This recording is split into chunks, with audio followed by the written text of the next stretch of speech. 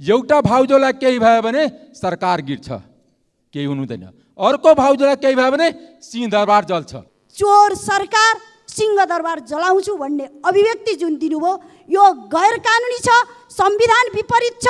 र सिंहदरबार के को लागि जलाउने हो, कुन नियमको तहत जलाउने हो? मेयर साहबलाई पनि के भएछन्, एकदम पीडा भएछन्। त्यो स्वाभाविक पनि थियो। प्रसव व्यथामा छटपटेको महिला आफ्नो श्रीमती छटपटिँदा मेयर साहब छटपटिनु कुनै अनौठो थिएन। एउटा कुनै जातिले अर्को जातिलाई चाहिँ म काट्छु भनेर खुकुरी देखाएका सामाजिक सञ्जालमा आउँछ। चाइनाले हाम्रै भूमि लिपु लेक लिम्बुको धारा नक्सा आफ्नो देशमा राख्यो, के भयो भारतको अर्को देशमा राख्यो हाम्रो।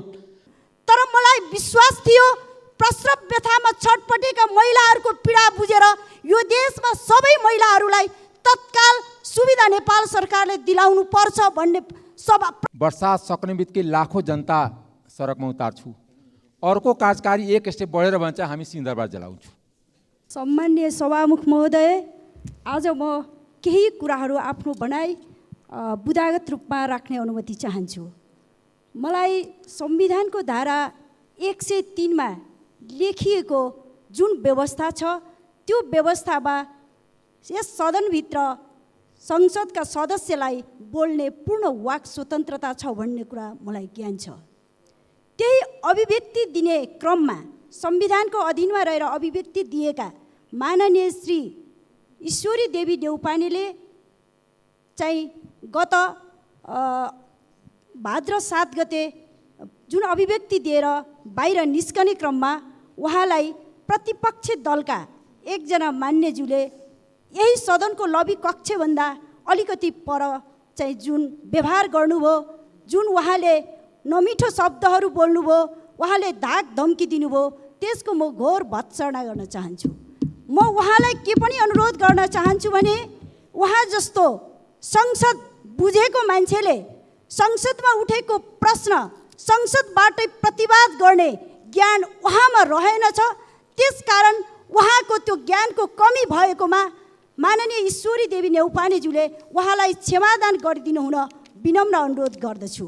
नम्बर 2, अर्को यस सम्मानित सदनमै गत भदौ 6 गते एकजना प्रतिष्ठित माननीयज्यूले एउटा अभिव्यक्ति दिनुभयो, गर्वका साथ दिनुभयो। जुन अभिव्यक्ति उहाँले भन्नुभएको कुरा, नेपाल सरकारका इमानदार प्रहरीहरूले मलाई केही सूचना दिएका छन्, म उहाँलाई सलाम गर्छु। देशभक्त प्रहरीहरूलाई म उहाँहरूलाई चाहिँ धेरै सम्मान गर्छु भनेर अभिव्यक्ति दिनुभयो। जुन अभिव्यक्तिप्रति मेरो गम्भीर ध्यानाकर्षण भएको छ, किनकि नेपाल सरकारले सुन तस्करी जस्तो नेपाल सरकार बादी हुने मुद्दामा अनुसन्धानकै क्रममा रहेको अवस्थामा केही मन पर्ने माननीयलाई मात्रै गोप्य सूचना चुहावट गर्न मिल्छ कि मिल्दैन, यस्तो चुहावट गर्ने प्रहरी कर्मचारीलाई कारबाहीको दायराभित्र ल्याउँछ कि ल्याउँदैन भनेर नेपाल सरकारको गृहमन्त्रीलाई पनि म प्रश्न गर्न चाहन्छु। नम्बर 3 मा चाहिँ अहिले भर्खर आएको जुन बालेन्द्र शाहजीको अभिव्यक्तिप्रति मेरो पनि ध्यानाकर्षण भएको छ। मैले सोचेको थिएँ उहाँले यो प्रसङ्गमा देशभरिका सुत्केरी पीडामा छटपटेका महिलाहरूको विषयमा बोल्नुहुन्छ भन्ने मैले सोचेको थिएँ। तर उहाँले गत शनिबार राति उहाँ सवार हुने गाडीमा उहाँको धर्मपत्नी पनि सुत्केरी नै भएको अवस्थामा सवार गएको गाडी चाहिँ प्रहरीले चेक जाँच गर्ने क्रममा केही ढिला भएछन्। त्यो ढिला हुँदा मेयर साहबलाई पनि के भएछन्, एकदम पीडा भएछन्। त्यो स्वाभाविक पनि थियो। प्रसव व्यथामा छटपटेको महिला आफ्नो श्रीमती छटपटिँदा मेयर साहब छटपटिनु कुनै अनौठो थिएन।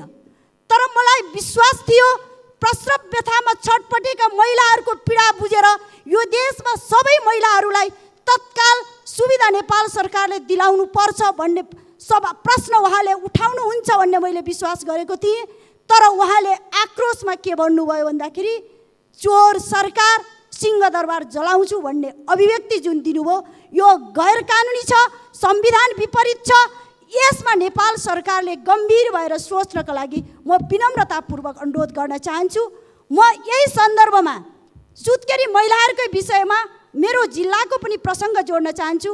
गत 6 महिना भित्रमा मेरो 2 जना सुत्केरी महिलाहरूको ज्यान गइसकेको छ। कर्णालीका धेरै महिलाहरूको ज्यान गइरहेको छ। नेपाल सरकारले राष्ट्रपति महिला उत्थान कार्यक्रम अन्तर्गत सुत्केरी महिलाहरूको चाहिँ एयरलिफ्टबाट उद्धार गर्ने व्यवस्था गरेको छ। मेरो सिन्धुली जिल्लामा सबै नगरपालिका सबै पालिकामा यो सुविधा छैन। ग्याङलेक गाउँपालिकामा मात्रै एयरलिफ्टबाट सुत्केरी महिलाहरूलाई उद्धार गर्ने व्यवस्था रहेछ, गरेको छ नेपाल सरकारले। तर त्यो ग्याङलेक गाउँपालिकालाई मात्र नभएर मेरो सिन्धुली जिल्लाका धेरै सुत्केरी महिलाहरू बाटैमा ज्यान गुमाएको अवस्था छ। त्यसकारण त्यस्ता सबै महिलाहरूलाई नेपाल सरकारले मेरो जिल्ला मात्रै नभएर सिङ्गो नेपालभरिका महिलाहरूको ज्यान जोखिममा हुने भएकोले उद्धार गरियोस् भनी माग राख्दै मेरो आफ्नो भनाइ यही अन्त गर्न चाहन्छु। धन्यवाद। सम्मानीय सभामुख महोदय, हामी कस्ता सङ्घीय लोकतान्त्रिक गणतन्त्र चलाइराखेका छौँ। एउटा कार्यकारीले भन्छ बर्सात सक्ने बित्तिकै लाखौँ जनता सडकमा उतार्छु, अर्को कार्यकारी एक स्टेप बढेर भन्छ हामी सिंहदरबार जलाउँछु। यो मैले बुझ्नै सकिनँ। सरकारबाट क्लियर हुन चाहन्छु, लाखौँ जनता बर्सातपछि कसको विरुद्धमा उतार्ने हो? सरकारको विरुद्धमा, जनताको विरुद्धमा उतार्ने हो कि राष्ट्रको विरुद्धमा उतार्ने हो? र सिंहदरबार के को लागि जलाउने हो? कुन नियमको तहत जलाउने हो? एउटा हामी सुनेका थियौँ इतिहासमा, प्रेमिकाको लागि ताजमहल बनेको थियो। हाम्रो नेपालमा पनि प्रतापमलले रानीलाई खुसी पार्न रानी पोखरी बनाए। इवन खरक शमशेरले रानीलाई खुसी पार्ने रानी महल बनाए र सीताको लागि लङ्का जलाए। र इतिहासको सबभन्दा ठुलो युद्ध, first world war second world भन्दा पनि ठुलो युद्ध पञ्चाली द्रौपदीको लागि महाभारत भयो।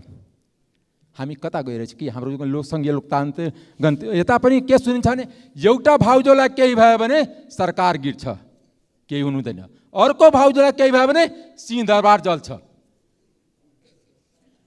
यो कस्ता हामी अभ्यास गर्छौँ? यो हामी फासिज्मतिर गइरहेछौँ, नाजिमतिर गइरहेछौँ। सांसद मान्यजीहरू हाँसिराख्नु भएको छ। फासिज्ममा के हुन्छ? हिटलर र मुसोलिनीले के गरेको थियो? सत्ता पनि कब्जा गर्ने, सडक पनि कब्जा गर्ने, जनतालाई कहीँ चलन नदिने, लोकतन्त्रलाई कहीँ हिँड्न नदिने, मानवाधिकारलाई कहीँ नहुने दिने, प्रेसको स्वतन्त्रता समाप्त हुने। हामी त्यतातिर त गइरहेको छैन। मलाई डर त्यतातिर छ, किन हामी नाजीवाद र फासीवादको अभ्यास गर्नतिर गइरहेको छैन। र सो कल्ड डेमोक्रेटिक पार्टी त्यसमा मौन समर्थन छ। त्यस कारणले फासीवाद नाजीवाद हिटलर पनि जितेरै आएकै थियो। ऊ कुनै राजाको घरमा पैदा भएको थिएन, राजकुमार थियो, युवराज थिएन। तेस्रो कुरा मैले भन्न चाहन्छु, हामी राष्ट्रवादको कुरा गर्छौँ। सरकार र विपक्षी सबैसँग सोध्छु हाम्रो राष्ट्रवाद कहाँ गयो? जब चाइनाले हाम्रै भूमि लिम्पू लेक लिम्पू धारा नक्सा आफ्नो देशमा राख्यो, के भयो भारतको अर्को देशमा राख्यो। हाम्रो जुन सरकार, जुन विपक्ष, जुन संसद आफ्नो देशको सोभरेन्टी, टेरिटोरियल इन्टिग्रिटीको रक्षा गर्न सक्दैन, त्यस्ता संसद जनतालाई चाहिँदैन, देशलाई चाहिँदैन। त्यस्ता सरकार पनि देशलाई चाहिँदैन, त्यस्ता विपक्ष पनि देशलाई चाहिँदैन। देशको सबभन्दा पहिला संसदीय देशको इन्टिग्रिटी हो। दोस्रो कुरा, अस्ति त इन्डियामा जन्ती गयो, युएन जुन महासभा छ, संयुक्त राष्ट्र महासभामा फेरि प्रधानमन्त्री ठुलो जन्ती लिएर जानुहुन्छ। किनकि युएनको चार्टर पढ्दाखेरि 5 जना आइपुग्छ। यत्रो 50 जनाको जन्ती नेपाली जनता सिटामोल नपाउने, उपचार नपाउने, रात दिन दुर्घटना हुने त्यसमा नपाउने, किसानले मल नपाउने, तर प्रधानमन्त्री मन्त्रीजी सैर गर्नलाई आफ्नो चट्टा बट्टा झोलीहरूलाई 50 जना 100 जनाको जहाँ करोड रुपियाँ टिकटदेखि बस्न पर्छ। यसको लागि हामीले सरकारको जवाब चाहन्छु कि यत्रो ठुलो जन्ती किन जाने? त्यसको उपलब्धि के? जस्तै अस्ति पनि भारतमा त्यत्रो जन्ती गयो, तर उपलब्धि केही पनि भएको छैन। यदि सरकारले भन्छ भने उपलब्धि गराउँ। अहिलेसम्म विद्युतको ट्रेड भएको छैन। ट्रेड एग्रिमेन्ट भएको छैन। समय सकियो। हस्, धन्यवाद। सरकारले नेपाल आयल निगमलाई पेट्रोलियम पदार्थमा मूल्यवृद्धि गराएको देश र जनताको हितमा नभएको हुँदा सो मूल्यवृद्धि अविलम्ब फिर्ता गराउन संसदबाट निर्देशन दिनु जरुरी छ। पेट्रोल र डिजेलको मूल्यवृद्धिले ढुवानी बढ्ने र मूल्य सबै वस्तुको मूल्य बढ्ने छ। खाना पकाउने ग्यासको मूल्यवृद्धि 235 रुपियाँ प्रति सिलिन्डर गरिएको नेपाली जनताको हितमा छैन। नेपालले खुल्ला सिमानामा भूमि भारततर्फ गर्ने गरी बनाइएको सीमा नक्सा स्ट्रिप नक्सालाई स्वीकार गर्नुहुन्न, तत्काल खारेज गर्नुपर्छ। नेपालको भूमि नेपालमै पर्ने गरी नयाँ स्ट्रिप नक्सा बनाउनु जरुरी छ। लिम्पियाधुरा लिपुलेक कालापानी समेटिएको 2077 साल जेठ 31 गते संसदबाट पारित भएको नेपालको नक्साबारे नेपाल सरकारले संयुक्त राष्ट्रसङ्घ लगायत अन्तर्राष्ट्रिय समुदायलाई नक्सासहित परिपत्र गरेको हो कि होइन? गरिएको भए परिपत्र सदनमा पेश हुनु पर्यो, नगरिएको भए नगर्ने प्रधानमन्त्री र मन्त्रीहरूमाथि कारबाहीको लागि संसदले एउटा छानबिन समिति गठन गर्नु पर्यो। सभामुख महोदय, सरकारमा गएका दलहरूबीच विश्वविद्यालयका पदाधिकारीहरू भागभन्दा हुँदा कलेजहरू राम्रोसँग चलिरहेका छैनन्। कलेज भर्नाको बेला तालाबन्दी हुने, घरखेत बेचेर नेपाली विद्यार्थीहरूलाई खरबौँ रुपियाँ बोकाई लाखौँ विद्यार्थी विदेश अध्ययनमा पठाउने परिणाम नेपालका 500 कलेज विद्यार्थी अभावमा बन्द हुने अवस्थामा छन्। दक्षिणतर्फ भारतको सिमानामा विद्यार्थी भर्ना गराउन 200वटा नयाँ नर्सिङ, अहेबर, थेरापी सम्बन्धी कलेज स्थापना भएको पनि समाचार छ। वीर अस्पताल, टिचिङ अस्पताल, पाटन अस्पताल लगायत प्रदेश अस्पतालहरूमा प्रत्येक अस्पतालमा 400 जना नर्सिङ, एचए, थेरापी सम्बन्धी अध्ययन गराउन सकिन्छ, तर 40 जना मात्र पढाइन्छ र सबै विद्यार्थीलाई विदेश पठाउने यो किन हुन्छ? भक्तपुर नगरपालिकाको बहुप्राविधिकमा 200 जना नर्स पढाउन सकिन्छ, त्यस्तै एचए र थेरापी पनि पढाउन सकिन्छ, तर 40 जना नर्स मात्र दिएको छ, अरू विषय त सम्बन्ध नै दिँदैन। किन भन्दाखेरि निजी विद्यालयहरू कलेजहरू रिसाउँछ अरे मन्त्रीदेखि। यसरी निजीलाई पोस्ने काम गर्दा आज सरकारले व्यापार गर्नुहुन्न, उद्योग गर्नुहुन्न भनेकै कारण सुन तस्करी भएको हो। सुन तस्करीको दोष निजी क्षेत्रलाई व्यापार गर्न दिने प्रधानमन्त्री र मन्त्रीहरू नै हुन्। टिकापुरको गायत्री आधारभूत विद्यालयलाई मर्ज गरिएको विरोधमा स्थानीय जनता अदालतमा उजुर हाल्दैछन्। सङ्घ, प्रदेश र स्थानीय तहमा सरकार गठन हुनु के सरकारी विद्यालय बन्द गराउनको लागि हो? यसतर्फ स्थानीय जनप्रतिनिधि र सरकारको ध्यान जानु जरुरी छ। सभामुख महोदय, कञ्चनपुरको बेलकोट नगरपालिकाको बीच फाँटमा राखेका मुक्त कमैया बस्तीमा विद्यालय छैन, अस्पताल छैन, सरसफाइ छैन, बाटोघाटो छैन।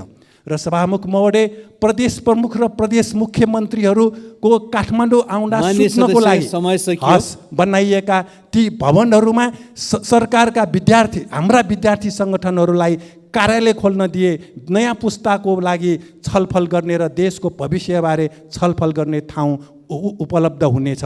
अबको 2-3 महिनामा सरकारको नेतृत्व परिवर्तन हुने।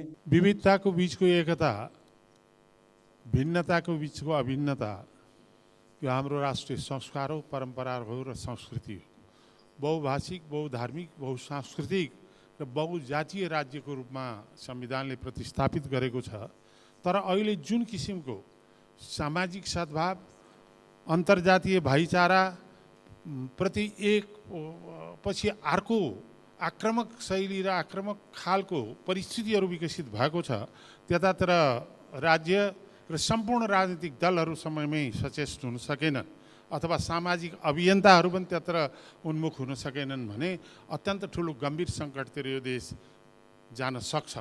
यो द्वन्द्व जुन चाहिँ नि हामी निरन्तर रूपबाट हाम्रा धार्मिक सहिष्णुता नै हाम्रो देशको सबभन्दा ठुलो शक्तिको रूपमा रहेको शक्ति अहिले कस्तो छिन्न भिन्नको रूपमा मैले देखेको छु भने सरकार के हेरेर बसेको छ।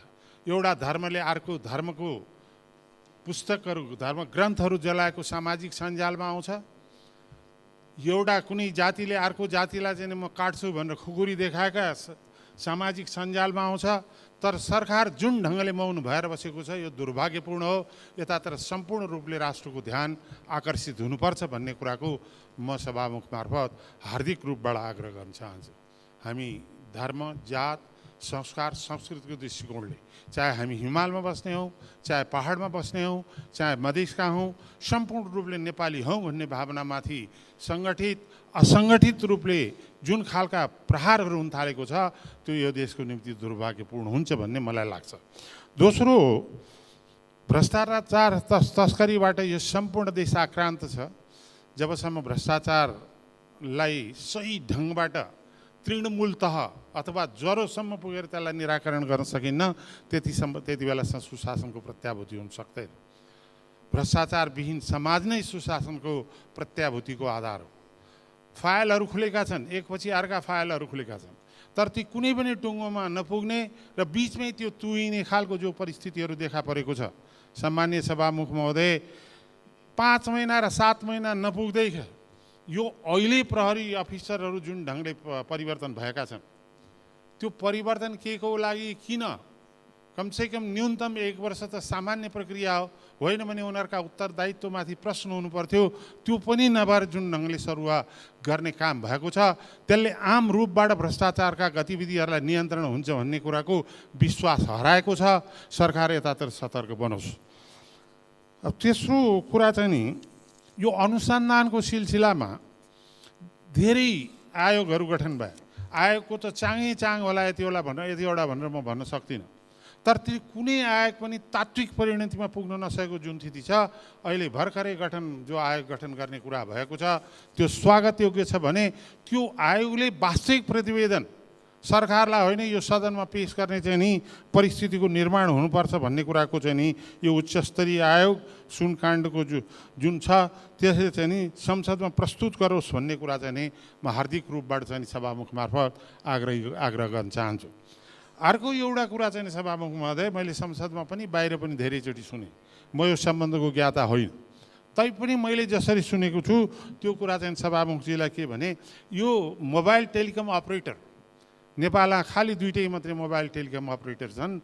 ती 2टा टेलिकम अपरेटर कुन भने, एउटा एनटिसी, एउटा एनसेल। यो वर्षौनी ग्राहकहरूको सङ्ख्या बढ्दै जानु, भोइस डाटाहरूको प्रयोग पनि बढ्दै जानु, तर हरेक वर्ष चाहिँ नि राष्ट्रिय राजस्वमा आउनुपर्ने रकमहरू घट्दै जानुको वास्तविक रहस्य के हो, त्यतातिर सरकार गम्भीर बनोस्। एनटिसीको म्यान पावर पनि छ, फाइनेन्सियल रिसोर्सेस पनि छ, इन्फ्रास्ट्रक्चर पनि छ, तर त्यति हुँदै पनि 2074-75 मा 91,56,991 ग्राहक थिए, जम्मा 38 अरब 84 करोड आम्दानी गर्यो। अहिले 2077-79 मा 78-79 मा 1,96,20,469 ग्राहक बढेको छ। 91 बाट 1,96,00,000 ग्राहक बढेको छ, तर त्यो घटेर चाहिँ 38 अरबबाट चाहिँ 37 अरब 55 करोडमा पुगेको छ सभामुख महोदय। त्यसै गरी एनसिएल 2074-75 मा ग्राहक 67,000 थियो, 67,11,1,69,179 थियो। त्यो बेलामा एनसिएलले राजस्व 89 अरब 69 करोड चाहिँ नि राष्ट्रिय राजस्व बुझाएको थियो भने अहिले 2077-78 मा 88 लाख ग्राहक पुगेको छ, 88,85,000 ग्राहक पुगेको छ, तर 39 अरब मात्रै चाहिँ नि यसले राजस्व बुझाएको छ। यो बिचमा no billing, under billing, VoIP, call divert जस्ता अनेक किसिमको खेल जुन यस क्षेत्रमा देखिएको छ, त्यतातिर गम्भीरतापूर्वक सरकार र सञ्चार मन्त्रीले गम्भीरतापूर्वक हेर्नुपर्ने आवश्यकता छ। यसलाई चाहिँ नि अब यो टेरामक्सको सम्बन्धमा विभिन्न किसिमको चर्चा चल्यो।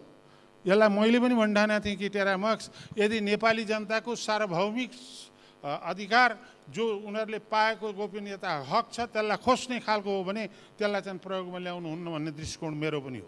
तर टेरामक्सको त्योभन्दा पनि बढ्ता यो under invoicing, under billing, no billing र त्यहाँभित्र हुने गोलमाललाई कन्ट्रोल गर्नको निम्ति हो भन्ने कुरा मैले बुझाएको छु। यो वास्तविकता के हो सरकारले यो सदनलाई बुझाओस्। र त्यति मात्रै होइन, यो संसारभरि नै यो प्रविधिलाई नियन्त्रण गर्नुको निम्ति सभामुख महोदय यो इन्डियामा सेन्ट्रल मोनिटरिङ सिस्टम भनेर चाहिँ नि यो टोटल मोनिटरिङ गर्ने अन्डर बिलिङहरू कहीँ भइरहेका छन् कि यसको क्वालिटिजहरू के छ, टेस्टको सेन्टर स्थापित छ।